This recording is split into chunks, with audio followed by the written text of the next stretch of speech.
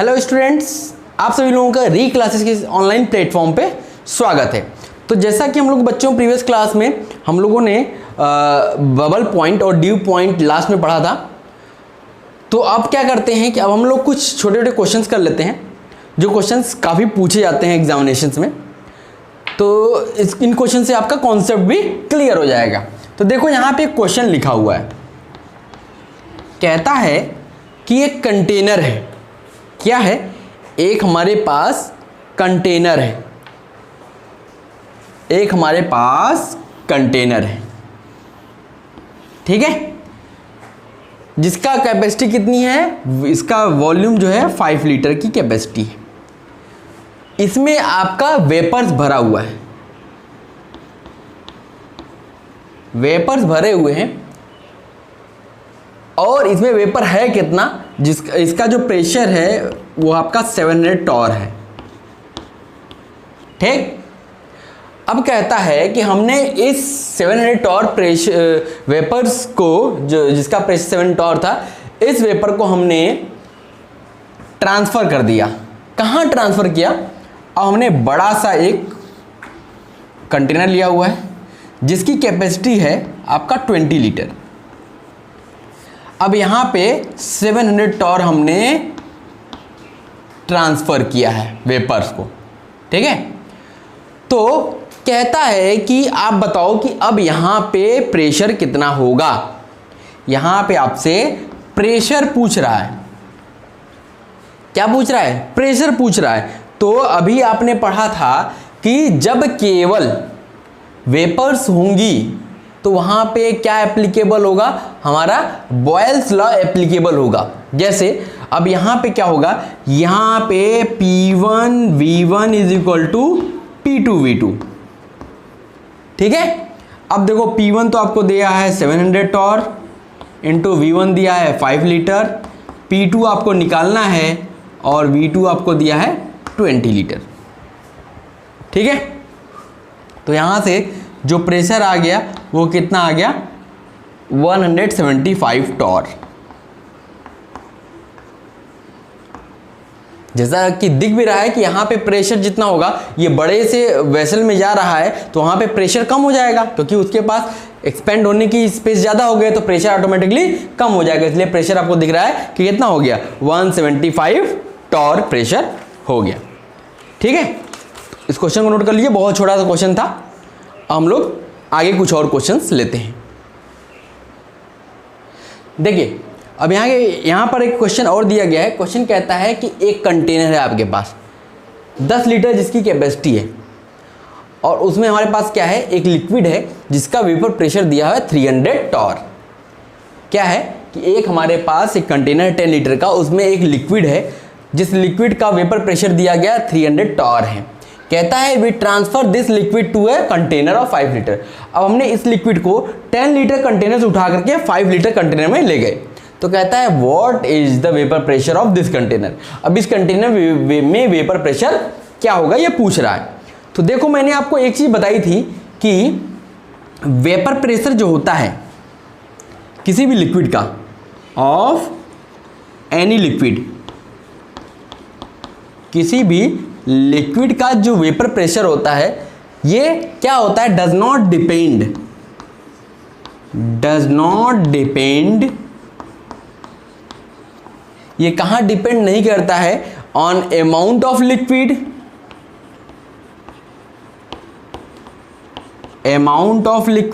Liquid के amount पे depend नहीं करता है। और कहां डिपेंड नहीं करता है, वॉल्यूम ऑफ वेसल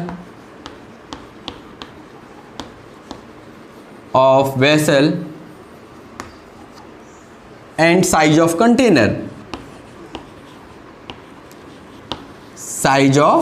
कंटेनर। तो अब यहां देखो, यहां क्या है कि हमारे पास एक लिक्विड है जो पहले 10 लीटर के एक कंटेनर में रखा गया था। अब इसी लिक्विड को हम उठा करके 5 लीटर कंटेनर में ले गए। तो क्या हुआ, इसका वॉल्यूम, तो कंटेनर का वॉल्यूम तो चेंज हो गया 10 लीटर से 5 लीटर में, लेकिन हमें पता है कि ये कंटेनर के वॉल्यूम पे डिपेंड नहीं करता है। इसका मतलब है कि वेपर प्रेशर जो पहले था अभी भी वेपर प्रेशर तो वही होगा। इसका मतलब क्योंकि यहां पे क्या होगा, क्यों नहीं चेंज होगा, क्योंकि यहां पे इक्विलिब्रियम में है। जब कंटेनर में लिक्विड है तो वहां पे इक्विलिब्रियम डिस्टेब्लिश है। अब उसको लिक्विड को कहीं भी ले जाओगे आप तो वो इक्विलिब्रियम तो वैसे ही रहेगा। इसका मतलब उसका वेपर प्रेशर चेंज नहीं होगा। इसका मतलब नए वाले का भी वेपर प्रेशर कितना होगा, 300 टॉर होगा। यही इसका आंसर है। ठीक है, तो ये आप ध्यान रखेंगे। ओके, चलो इसको नोट कर लो। फिर एक और क्वेश्चन छोटा सा और लेते हैं। चलो बच्चों एक और क्वेश्चन लेते हैं। देखो हमने क्या किया है, एक कंटेनर लिया हुआ है। क्या लिया हुआ है, एक कंटेनर लिया हुआ है। इसका जो कैपेसिटी है वो है आपका 15 लीटर का, 15 लीटर इसकी कैपेसिटी है।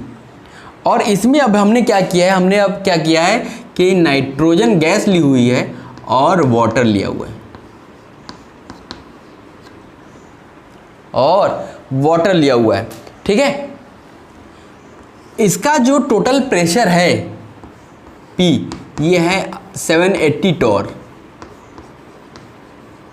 अभी जो इनका टोटल प्रेशर है वो आपका 780 टॉर दिया हुआ है, और वेपर प्रेशर जो पानी का है वो आपको दिया गया है 50 टॉर। ठीक, तो अब क्वेश्चन ये है कि हमने इसको ले जा करके एक छोटा सा कंटेनर लिया हुआ है, उसमें इसको शिफ्ट कर दिया। इसकी जो कैपेसिटी है वो आपकी 5 लीटर की है। हमने यहाँ पे ले आके इसको डाल दिया। तो अब आपसे पूछा जा रहा है कि इसका प्रेशर कितना होगा, इसका प्रेशर कितना होगा, ये हमसे पूछ रहा है। तो देखो अब यहाँ पे क्वेश्चन को सॉल्व करते हैं। क्वेश्चन समझ गए आप, क्वेश्चन क्या कहना चाहता है, समझ गए। क्वेश्चन कहना चाहता ये है कि अभी तक हम लोगों ने क्या लिया था, एक बार लिक्विड लिया था केवल कंटेनर में, एक बार हमने केवल गैस लिया था, वेपर लिया था। अब हमने क्या किया है, लिक्विड और गैस दोनों का कॉम्बिनेशन ले लिया है। अब क्या होगा कि यहाँ पे इसके कारण जो टोटल प्रेशर इस पे लग रहा है वो आपका 780 टॉर का है, और वाटर का वेपर प्रेशर जो है, जो वाटर प्रेशर लगा रही है वो आपका 50 टॉर का लगा रही है। और इस बर्तन का जो वॉल्यूम है वो 15 लीटर है। अब इसी को हमें ले जाना है 5 लीटर के वॉल्यूम के वेसल में, तो पूछ रहा है वहां पे प्रेशर क्या होगा। तो अब देखो क्वेश्चन क्या है कि अगर हमें यहाँ पे टोटल प्रेशर दिया हुआ है और वेपर प्रेशर वाटर का दिया हुआ है, तो क्या नाइट्रोजन कितना प्रेशर एग्जर्ट करेगा ये निकाल सकते हैं। तो प्रेशर हम लोग नाइट्रोजन का निकाल लेते हैं, कितना होगा। ये हो जाएगा आपका 780 टोटल प्रेशर है माइनस 50 इसका, तो ये हो गया 730 टॉर। ये क्या हो गया, ये वो प्रेशर हो गया जो नाइट्रोजन गैस के पार्टिकल्स के द्वारा लगाया जाएगा। ठीक है, अब देखो अब क्या हो गया कि अब यहां पे जो वेपर प्रेशर जो पानी का है, अब ये तो इक्विलिब्रियम होगा। इसका मतलब यहां पे भी ले जाओगे तो वेपर प्रेशर तो चेंज होगा नहीं, ये तो अभी भी 50 टॉर रहेगा। हाँ, चेंज क्या होगा, जो नाइट्रोजन यहां प्रेशर लगा रहा था, अब यहां जो प्रेशर लगाएगा वो चेंज हो जाएगा। तो अब हम यहां पे नाइट्रोजन कितना प्रेशर लगाएगा वो हम निकाल लेते हैं। और ये कैसे निकालेंगे, ये निकालेंगे with the help of Boyle's law. तो हम लोग जानते हैं कि P1 V1 is equal to P2 V2। P1 कितना 730 इंटू V1 कितना है 15 litre is equal to P2 हमें कैलकुलेट करना है इंटू V2 कितना है 5 लीटर। तो यहाँ से P2 की वैल्यू आ गई 5 3 15, 3 3 0, 3 3 9, 3 21, ये आ गया 2190 टॉर। ठीक है, ये प्रेशर कौन सा आया, जो नाइट्रोजन गैस यहाँ पे एग्जर्ट करेगी। हमें तो निकालना था टोटल प्रेशर, तो टोटल प्रेशर P क्या हो जाएगा, PN2 प्लस PH2O। अब ये क्या हो गया, ये तो हो गया 2190 प्लस इसका वेपर प्रेशर कितना 50, तो ये हो गया 14240 टॉर। ये हमारा आंसर आ गया। ठीक है, इतना ही प्रेशर यहाँ पे एग्जर्ट होगा। अब ये देखो ज़्यादा प्रेशर है ना, यहाँ पे तो आपका 780 टॉर्क का लग रहा था, लेकिन यहाँ पे 2240 टॉर्क का प्रेशर अप्लाई हो रहा है, क्योंकि क्या होगा, कंटेनर का वॉल्यूम कम हो गया तो प्रेशर ज़्यादा एग्जर्ट होगा, जाहिर सी बात है। ठीक है, चलो नोट कर लो इसको आप लोग। चलो बच्चों, अब हम लोग आगे चलते हैं। अब हम बात करते हैं vapour pressure of a solution. अब हम किसी सॉल्यूशन का वेपर प्रेशर निकालना चाहते हैं। अब सॉल्यूशन की जब हम बात करते हैं तो अब सॉल्यूशन को हम लोग दो केस में हम लोग पढ़ेंगे। पहला केस तो ये होगा कि जब हमारा जो सॉल्यूट है ये क्या है, नॉन वोलेटाइल है, और सॉल्वेंट क्या है, वोलेटाइल सब्सटेंस है, तब जो सॉल्यूशन बन रहा है इसके लिए हम लोग पढ़ेंगे कि उसका वेपर प्रेशर क्या होगा। और दूसरा केस हम लोग पढ़ेंगे कि अगर हमारा सॉल्यूट भी वोलेटाइल है और सॉल्वेंट भी वोलेटाइल है तो इससे जो सॉल्यूशन बन रहा है उसका वेपर प्रेशर क्या है। तो चलो हम लोग अब पहले केस पे चलते हैं और केस 1 पढ़ते हैं। देखिएगा बड़े ध्यान से, केस 1। केस 1 हमारा क्या है कि vapour pressure of solution containing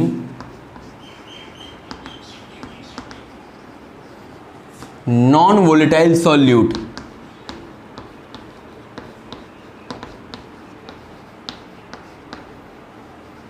non-volatile solute लिया है, तब क्या होगा वेपर प्रेशर। और इसी को हम लोग एक नाम से पढ़ेंगे, इसी को हम लोग क्या बोलेंगे, राउल्ट्स लॉ।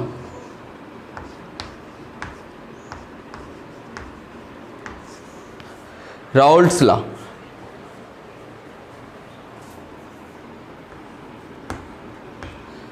राउल्ट्स लॉ, ठीक है, इसी को हम लोग राउल्ट्स लॉ के नाम से जानते हैं।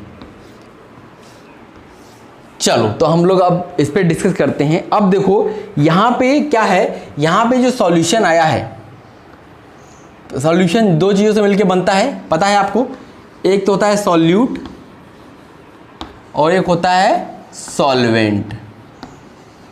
एक होता है सॉल्यूट और दूसरा होता है सॉल्वेंट। हमने क्या किया है, सॉल्वेंट को ए ले लिया है और सॉल्यूट को क्या लिया है, बी।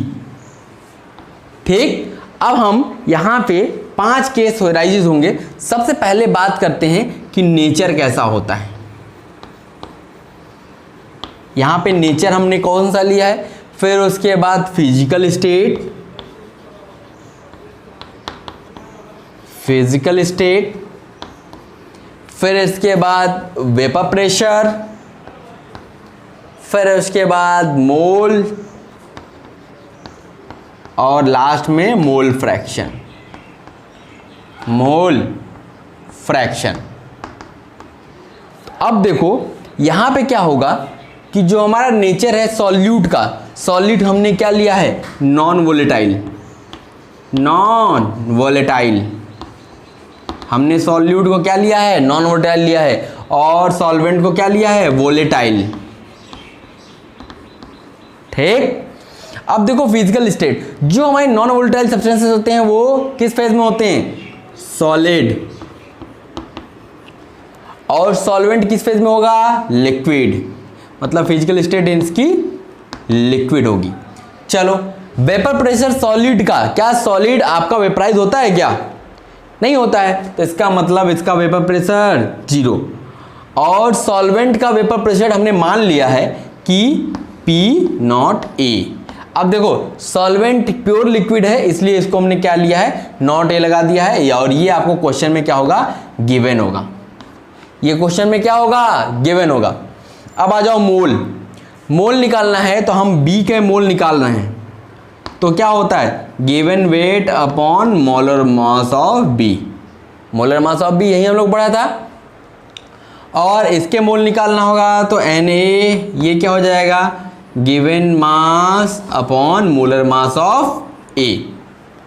ठीक, अब देखो मोल फ्रैक्शन निकालना है किसका, बी का। तो बी का मोल फ्रैक्शन निकालने के लिए हम लोग क्या पढ़ते थे कि moles of B upon total moles Na plus Nb। और अगर हमें मोल्स ऑफ ए निकालना है तो क्या हो जाएगा, Na/Na प्लस NB। ये क्या हो गया, मोल फ्रैक्शन हो गया हमारा। और हम लोग एक चीज़ और जानते हैं कि XA प्लस XB क्या होता है, 1 होता है। ठीक है, तो ये हमारा, ये जो हमने केस लिया हुआ है उसमें हम लोग सॉल्यूट जो ले रहे हैं वो हम कौन सा ले रहे हैं, सब्सटेंस, नॉन वोलेटाइल सब्सटेंस ले रहे हैं, और सॉल्वेंट को हमने क्या लिया हुआ है, वोलेटाइल लिया हुआ है। ओके, तो अब हम आगे चलते हैं और हम लोग अब पढ़ते हैं कि राउल्ट्स लॉ, मतलब इसी केस को राउल्ट्स लॉ बोलते हैं, और राउल्ट्स लॉ क्या होता है अब उसके बारे में हम लोग डिस्कशन करेंगे। इतना नोट कर लीजिए, फिर हम आगे चलते हैं। अब देखिए बच्चों, अब हम लोग चलते हैं आगे, जो राउल्ट्स लॉ था उसको देखते हैं क्या कहता है ये। देखो हमने क्या किया था, हमने एक सबसे पहले क्या किया है, कंटेनर लिया हुआ है, इसमें हमने क्या किया है कि सॉल्वेंट लिया है। क्या लिया है, सॉल्वेंट। तो सॉल्वेंट के जो मॉलिक्यूल्स होंगे, सॉल्वेंट को हमने ए लिया हुआ है तो ए के मॉलिक्यूल सरफेस पे होंगे। ठीक है,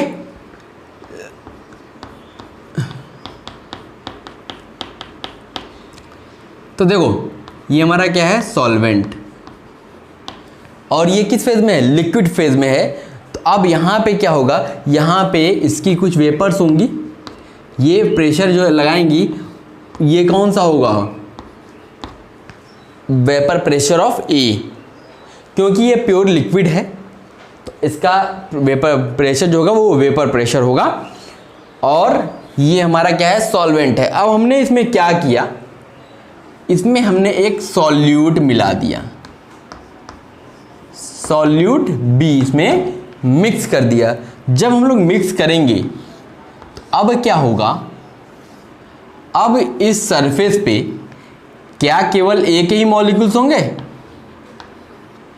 क्या सरफेस पे केवल एक ही मॉलिक्यूल्स होंगे, नहीं, क्योंकि बी भी मिक्स हो गया है तो अब बी के भी कुछ मॉलिक्यूल्स इस सरफेस पे आ जाएंगे। ठीक, ये हमारे ए के मॉलिक्यूल्स हैं। क्या बी वेपराइज होगा, क्या नहीं वेपराइज होगा। इसका मतलब वेपर्स तो किसकी मिलेंगी, केवल ए की ही मिलेंगी, लेकिन उनकी क्वांटिटी कम हो जाएगी। क्यों, क्योंकि अब यहां पे सरफेस पे ए और बी के दोनों के मॉलिक्यूल्स आ गए, तो अब ये इसका एरिया कम हो गया ना, इसका मतलब एरिया कम हो गया, तो इस पे वेपराइज होने की जो कंडीशन, पहले वेपराइज जो हो रहा था उसके मतलब पहले जो वेपराइजेशन की रेट थी अब वो डिक्रीज हो जाएगी। तो यहाँ पे भी ये आपका इस जो सरफेस पे ए और बी के दोनों के मॉलिक्यूल्स आएंगे, लेकिन जो वेपर्स फॉर्म होंगी वो केवल ए की ही फॉर्म होंगी। तो अब यहाँ पे क्या होगा, अब यहाँ पे पीए आएगा, पार्शियल प्रेशर आएगा। क्यों, क्योंकि अब प्रेशर कुछ कम हो जाएगा, क्योंकि यहाँ पे वेपर्स जो होंगे कम हो गए। जब कम हो गए तो इसका मतलब वो प्रेशर भी कम लगाएंगे, तो अब वो पार्शियल प्रेशर होगा, क्योंकि मैक्सिमम प्रेशर क्या होता है, वेपर प्रेशर के बराबर होता है। तो ये तो मैक्सिमम प्रेशर था क्योंकि यहाँ पे प्योर लिक्विड था, लेकिन अब वहां पे क्या है, सॉल्यूशन आ गया। सॉल्यूशन क्या हो गया, सॉल्यूशन का जो प्रेशर होगा वो वेपर प्रेशर से तो कम होगा, इसका मतलब वो पार्शियल प्रेशर होगा, इसलिए उसको हमने पीए से डिनोट कर दिया। अब यहां पे देखा जाए तो जो पीए है ये क्या होगा, पी नॉट ए जो होगा ये ग्रेटर देन पीए होगा। ठीक है, तो आपको ये तो गिवन होगा, ये तो क्वेश्चन में आपको गिवन होगा, और ये कैलकुलेट करना होगा तो आप कैलकुलेट कर सकते हो। ठीक है, समझ गए। तो अब डेफिनेशन लिखिएगा राउल्ट्स लॉ का, कि राउल्ट्स लॉ कहता क्या है। ठीक है, लिखिएगा vapour pressure of any volatile component, vapour pressure of any volatile component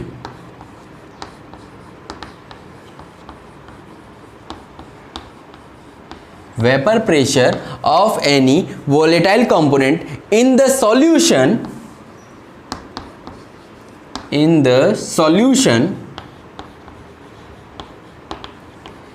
is directly proportional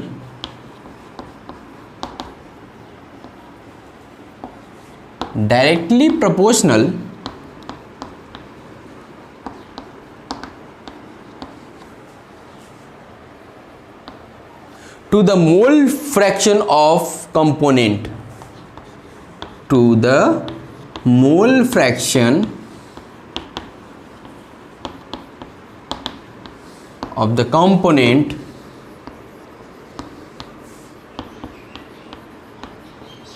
in the solution, in the solution। क्या कहता है कि वेपर प्रेशर जो है ऑफ एनी वोलेटाइल कंपोनेंट, जो भी वोलेटाइल कंपोनेंट का वेपर प्रेशर निकालना है इन द सॉल्यूशन, वो डायरेक्टली प्रोपोर्शनल होता है किसके, मोल fraction of the component in the solution, कि उसका मोल फ्रैक्शन कितना है सॉल्यूशन के अंदर। या इसी को दूसरे अगर लैंग्वेज में बोला जाए, इसी को दूसरे वर्ड्स में बोला जाए तो क्या होगा, vapour pressure of A solution, vapour pressure of a solution containing non-volatile solute, containing non-volatile solute, जिसमें क्या है नॉन वोलेटाइल सॉल्यूट है, is only because of solvent, is only because of solvent. ये किसके कारण है, केवल सॉल्वेंट के कारण है, is because of solvent. Non volatile solute लिया है तो जो आपका वेपर प्रेशर सॉल्यूशन का होगा वो किसके कारण होगा, केवल ना केवल और केवल सॉल्वेंट के कारण होगा। And it is directly proportional to, and it is directly proportional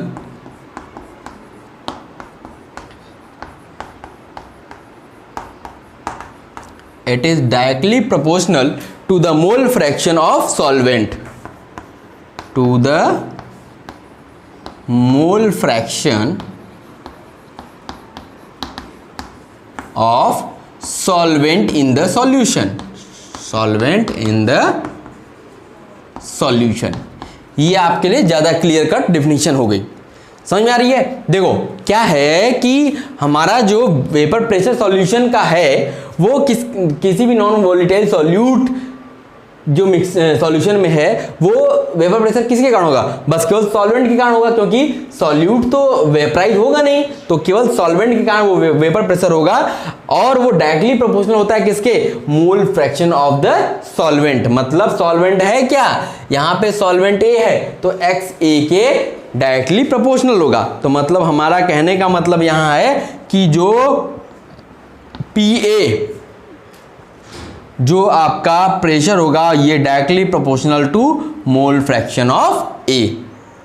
तो यही हमारा राउल्ट्स लॉ है, यही क्या है, राउल्ट्स लॉ है।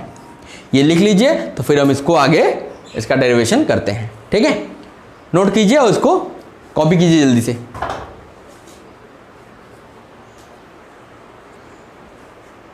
कर लिया, चलो मैं इरेज कर रहा हूं। अब इसी के आगे कंटिन्यू करिएगा आप।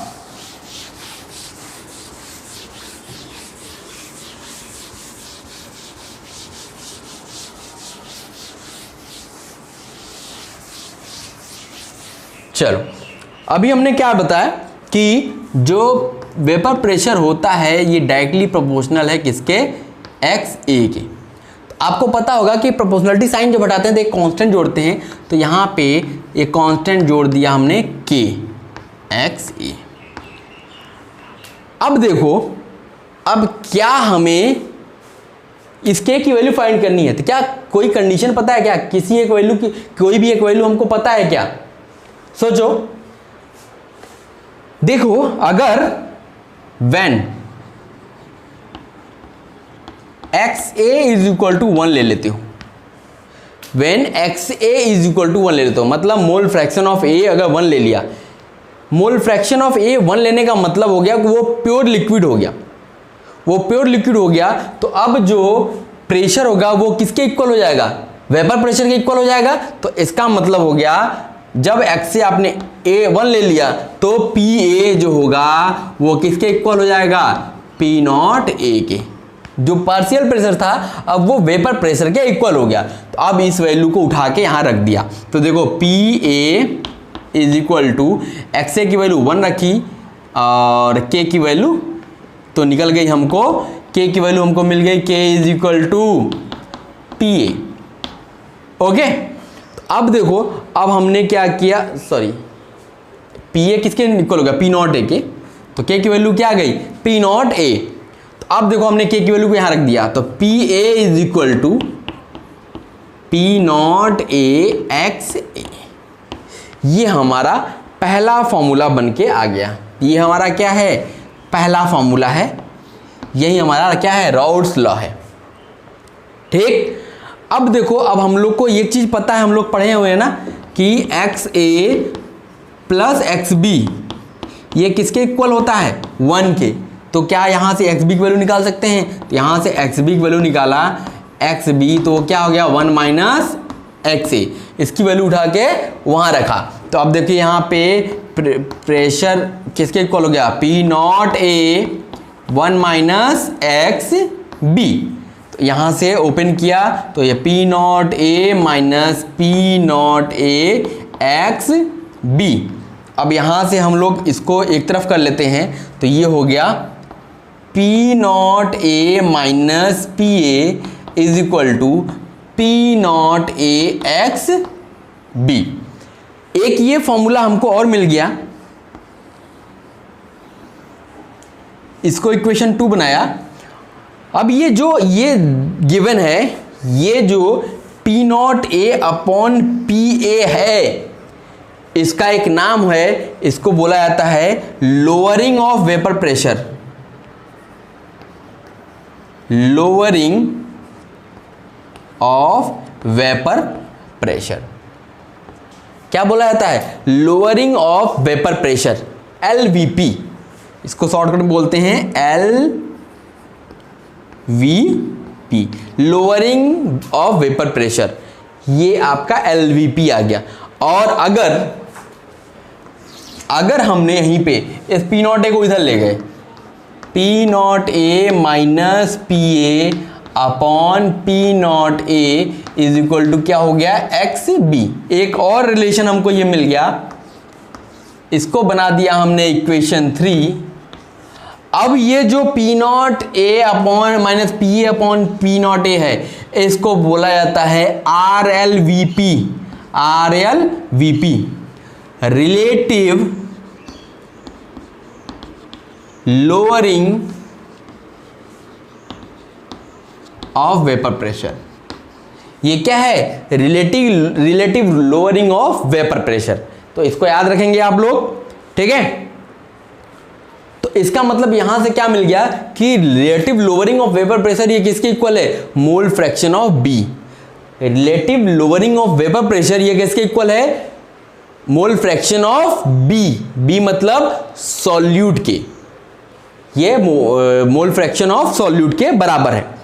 अब देखो अब हमने क्या किया, हमने इसको P naught A minus PA upon P naught A, इसको हमने क्या किया, मोल फ्रैक्शन को लिख लिया NB upon NA plus NB। और हमने क्या किया, दोनों साइड 1 से 1 डिफरेंस कर दिया, 1 सब्ट्रैक्ट कर दिया। दोनों साइड किया तो कोई इफेक्ट तो पड़ेगा नहीं। अब यहाँ से देखो ये P नॉट A कैंसिल हो जाएगा, तो यहाँ बचेगा क्या, माइनस, सॉरी हाँ 1 मिनट रुक जाओ, एक चीज़ और, ये आ गया ना। अब हमने क्या किया, इसको कन्वर्ट कर लिया, उल्टा कर लिया, P naught A upon P naught A minus PA, ये किसके इक्वल हो जाएगा, NA plus NB upon NB। ठीक, अब हमने क्या किया, दोनों साइड 1 सब्ट्रैक्ट किया, यहाँ भी 1 किया, यहाँ भी 1 सब्ट्रैक्ट किया। तो अब देखो यहाँ से क्या होगा, P naught A minus P naught A cancel हो गया, ये आएगा PA upon P naught A minus PA is equal to, यहाँ से NB कैंसिल हो जाएगा, ये हो जाएगा NA अपॉन NB। ठीक है, अब इसको फिर से हमने उल्टा किया तो ये देखो क्या हो जाएगा, P not A minus P A upon P A is equal to N B upon N A. ये एक रिलेशन हमको मिल गया, इसको हम लोग याद रखेंगे और इसका यूज हम लोग करेंगे जहां पे हमको निकालना होगा, जैसे मोल्स ऑफ बी निकालना हो या मोल्स ऑफ ए निकालना हो और आपको पार्शियल प्रेशर और वेपर प्रेशर गिवन हो तो हम इसका यूज कर सकते हैं। ठीक है, समझ में आ गया? ये समझ में आया? चलो इसको नोट कर लो, फिर हम लोग आगे चलते हैं।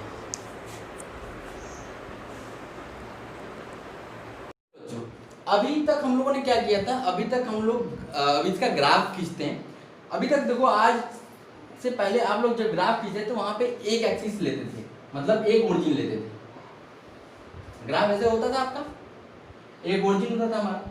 लेकिन अब इस सॉल्यूशन चैप्टर में आप जब भी एनसीईआरटी ओपन करोगे तो वहां पे दो ओरिजिन दिया होगा, मतलब इस टाइप दो लाइंस के बीच में आपका ग्राफ सारा होगा। अब देखो यहां पे है क्या, देखो ये जो एक्सिस है ये इस पे तो आपका वेपर प्रेशर होगा, ठीक है, और इस दूसरी वाली एक्सिस को हम लोगों ने एक्सिस जो है उसको हमने मोल फ्रैक्शन रिप्रेजेंट किया है,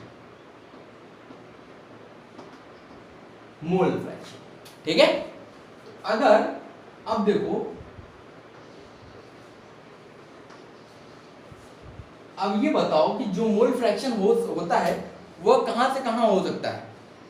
मोल फ्रैक्शन 0 होगा, इसका मतलब कि एक तो प्योर लिक्विड होगा तो उसका मोल फ्रैक्शन 1 होगा, और इम्प्योर है मतलब कुछ नहीं है, मतलब लिक्विड ऐसा है जो वेपराइज ही ना हो, तो इसका मतलब उसका मोल फ्रैक्शन क्या होगा, 0 होगा। तो अब ये 0 से 1, अगर अब यहाँ पे ये किसका होगा, हमने अगर मान लिया है कि ये एक्से का लिया हुआ है, एक्से का इधर से इधर 0 मोल फ्रैक्शन और 1 मोल फ्रैक्शन। ठीक है, अब अगर हम बात करें कि अगर एक्से का ग्राफ हमें मोल फ्रैक्शन ऑफ ए के लिए ग्राफ खींचना हो, तो अभी हम लोगों ने पढ़ा P A P not A into X A के बराबर होता है। तो इसका मतलब है जब एक्से 0 था तो पी ए क्या होगा, 0 होगा, इसका मतलब ये होगा। अब इसको अगर देखा जाए तो ये आप देखो कैसा है, इस पी ए को अगर ये y एक्सिस पे हमने माना तो y ले लिया, इसको x ले लिया, और ये क्या कांस्टेंट होता है जिसको m ले लिया। ये आपको दिख रहा है y equal to mx type का ना, तो y इक्वल टू mx का ग्राफ कैसा होता है, स्ट्रेट लाइन होता है। तो अब यहाँ पे देखो, यहाँ पे x से अगर 0 है तो पी ए क्या होगा, पी नॉट ए के बराबर होगा, नहीं पी ए क्या होगा, 0 के बराबर हो जाएगा। इसका मतलब यहाँ पे ये 0 होगा, लेकिन जब x से 1 हो गया, x को हमने 1 ले लिया तो पी ए क्या हो गया, पी नॉट ए के बराबर हो गया। तो पी नॉट ए मान लिया यहाँ पे है, तो अब इनके बीच का जो ग्राफ होगा वो क्या होगा, वो एक स्ट्रेट लाइन होगा, ये ठीक। ये तो अगर x से आपने इधर सीधा इंक्रीजिंग ऑर्डर में लिया है, तो अगर आपको इसी पे xb के लिए भी ग्राफ प्लॉट करना हो तो xb किधर होगा, xb जो होगा इसका डायरेक्शन इधर की तरफ होगा। क्यों इधर की तरफ होगा, क्योंकि आपको पता है कि xa और xb का जो सम होता है वो हमेशा कितना आना चाहिए, 1 आना चाहिए। मतलब इन दोनों का सम हमेशा 1 तभी आएगा जब दोनों अपोजिट साइड पे होंगे। तो इसका मतलब ये जो ग्राफ आया ये किसके बीच में आया, कि xa के लिए ग्राफ आया। अगर हमें ग्राफ खींचना हो कि आप प्रेशर और सॉल्यूट के बीच में ग्राफ खींचो, ये क्या है, सॉल्वेंट है, अगर सॉल्यूट के लिए ग्राफ खींचने को बोले तो क्या होगा, देखो ये हमारा xb हो गया, ये हमारा वेपर प्रेशर हो गया। अब यहाँ पे क्या होगा, यहाँ 0 होगा और यहाँ पे पी नॉट ए,